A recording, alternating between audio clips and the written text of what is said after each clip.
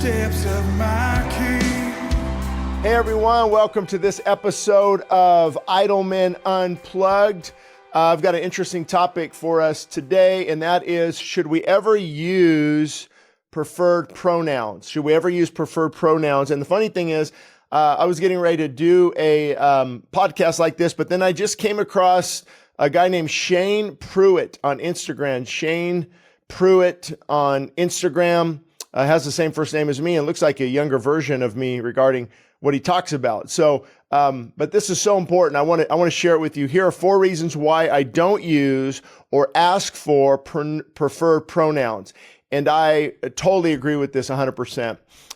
Number 1, it's tied to an obvious cultural agenda.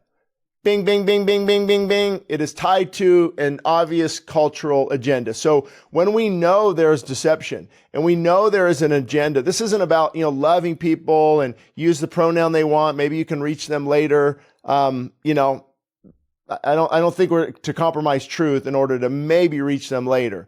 But he made a great point here. He said, this was never a thing until very recently. We don't typically use third-person pronouns when talking to someone anyway. So I've always thought, why would I call you they, them when that's not linguistically correct? You're not a they or a them. That's a plurality. You're a person, and you're either he or she. So I think we can still love people and speak the truth in love. Number 2, as a Christian leader, how am I going to be a steward of the truth while at the same time affirming a lie? Man, again, Shane Pruitt, I'm reading his Instagram post.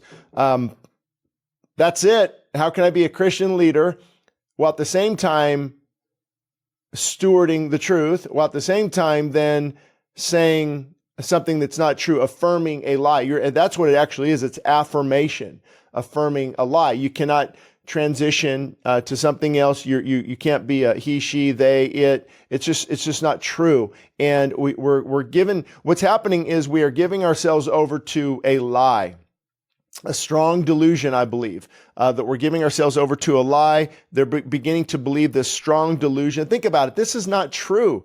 This is grossly distorted. It's a lie if I've ever seen one. Yet all these people are embracing it. We have a Supreme Court justice who can't say what a woman really is. I mean, this woke, godless culture is delusioned. And they call you delusional when you have the truth, but then the truth is they're delusional because they're running from the truth. Woe be to those who call good evil and evil good.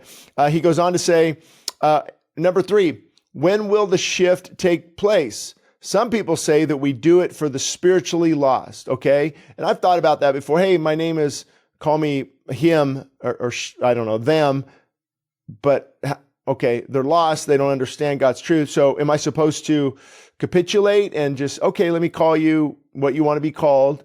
But then he goes on to say, however, what if they do become a believer at some point?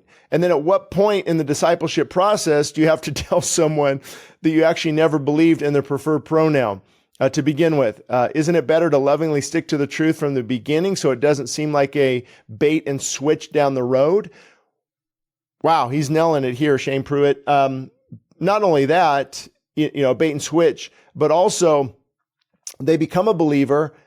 Then they're going to wonder why you didn't hold to the truth. Why did you compromise in this area? And it's just no good way out of this. Number 4, I love number 4 as well.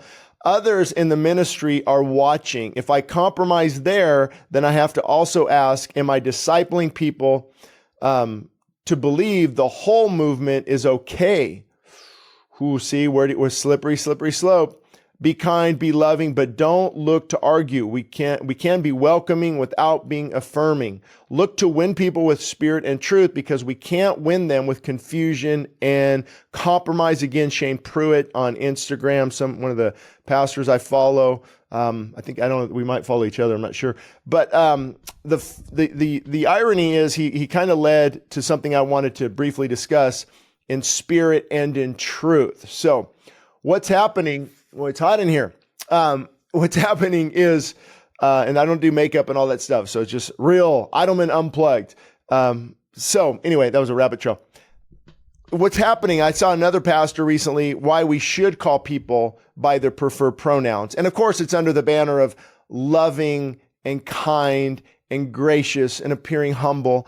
But if you look at those definitions, real love speaks the truth in love.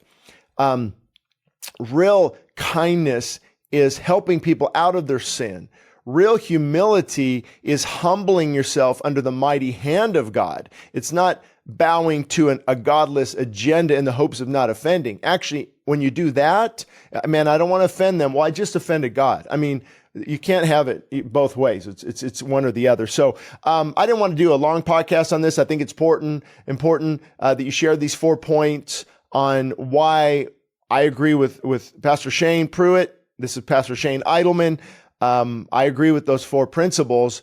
Not only 4 principles, those are 4 biblical truths directly from the Bible on how we should handle this issue. Now, again, you don't be mean-spirited and do little memes and sarcastic and in your face. And again, different situations, you can't put you can't put this under a whole umbrella and say, never do this, never do this. I mean, if you're not caught, but if you're in a situation where, you know what, this isn't the right time to handle it, I'm in a classroom setting, I'll call them, for now, I don't want this bubble to burst. But I'm going to pray about this. I'm going to try to work into this, a different way to do this. And, if you're caught off guard and you need to just, you do something for that moment, I'm sure God sees your heart. I wouldn't worry about it. As of now, I haven't used anyone's preferred pronouns, because it's not linguistically correct according to our language. It's actually, it's not them. It's not a them. And so, I haven't been in a challenging, I've been in a few where, they prefer a certain pronoun, but, there's ways around it and just avoid the topic. But at some point, I think we are to lovingly speak the truth in love. And that's you really want to help people in the middle like this, or not in the middle, but actually caught in sin. Whether it's the transgenderism, the gay lifestyle, LGBTQ, what you do is you love them. Hey, we have people, I won't go into details, but that we know, and even at the church, that struggle with same-sex attraction. And hey, we love you. We're here for you. We all struggle with something, for sure. But then are they a believer? Are they unbeliever? And then now that we love them, we come alongside them. And usually 9 times out of 10, those people are not very happy in life in general. They're needing the hope. They're needing the security. How do you have so much hope? How do you have so much peace? And you win them to the Lord because of your loving kindness and because of your grace and humility. But you're holding to the truth like never before. Like, hey, I can't call you that. Here's why. Here's what the Bible teaches, but I love you enough to help you through this. And again, it's not what you say, it's how you say it. And that's where we keep, messing up, is we're trying to say the truth, but we're trying to say it with a critical, arrogant, bombastic, in your face kind of approach. And I know it's difficult. I get really frustrated as well. And, I see how people they just let their anger out on social media. And I understand that, but we got to be very careful in this area, especially as believers. So anyway, hope that helps.